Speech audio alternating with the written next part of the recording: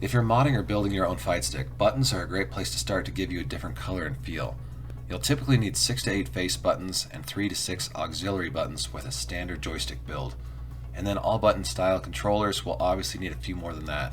30mm and 24mm are standard button sizes, so before ordering, double check to make sure you have the right size added to your cart. I personally prefer screw-in buttons over snap-ins, so I try to get those when given the option. I have other opinions regarding each type, but I'll try not to air too many of my biases since so much of this comes down to feel, and everyone is going to have a different perspective on that. Additionally, I'll give you some base price points in USD as of this video's filming, but you can typically expect translucent and metallic colors to be slightly more expensive than the solid color offerings. I'll also attempt to showcase the sound and actuation force needed to trigger the various buttons, but know that their sound can change quite a bit depending on the enclosure type and the interior space of your fight stick. Let's get started. This first one is a Sanwa, and that is kind of the gold standard in buttons. This one is part of the OBSF line, but you can get OBSNs if you want screw-ins. It's a quality button at a good price point, around $3, and Sanwa has a low actuation force threshold.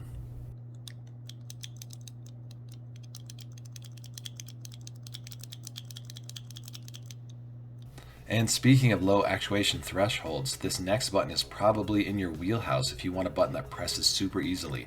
It's the Hori Hayabusa, and this is one of their two-tone matte offerings, and they're around $4 per button.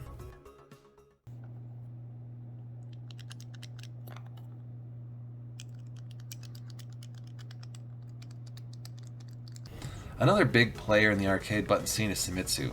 The buttons in this series run around $3 per. They have a lower button press actuation threshold than both Sanwa and Hori, so you can rest your fingers on the buttons without activating a button press. Sunmulons are typically harder to come by, and their price point of $15 per button reflects that.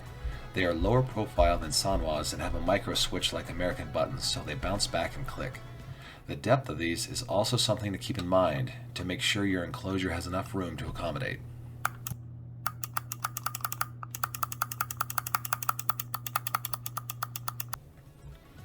These are gamer finger buttons at around $6 a pop when you can find them. They've got octagonal button rims, which can be a fun aesthetic for certain builds. They have a linear feel with Cherry MX switches, and you can replace those with many other types so long as they have the standard MX mount and pin layout.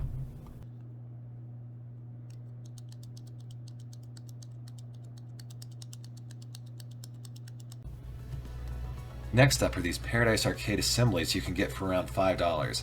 They are basically micro switch and plunger replacements in a Sanwa housing, and you can get a variety of colored switches to dial in the feel that you want.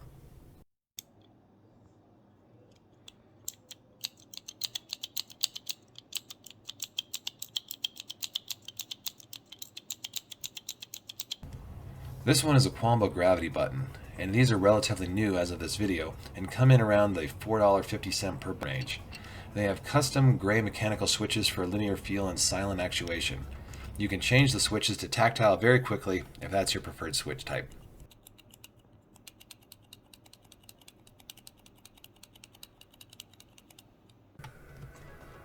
Up next is the Crown 202 at around $4.50 a button.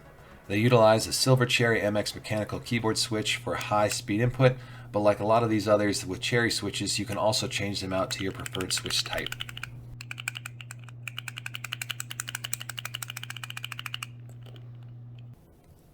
Here is a Crown 202 with a Cherry Blue switch so you can hear the difference.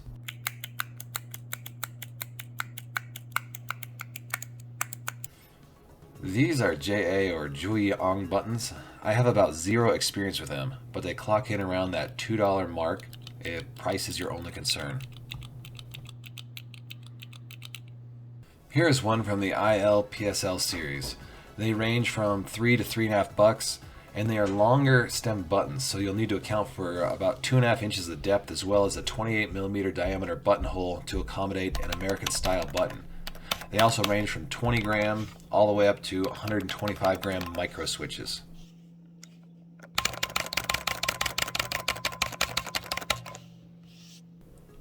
Another thing you can do with buttons for an easy mod is simply change the insert so you get some contrast with the rim. You can also get concave style inserts like this one here if you'd rather go that route. This wasn't an exhaustive list by any means, but hopefully you've got a good starting point for your next build. My favorite buttons are probably Seimitsu or Crown 202s, and I've worked them into a lot of my builds. If you've made it this far, thanks for watching. Let me know your favorite type of button in the comments below.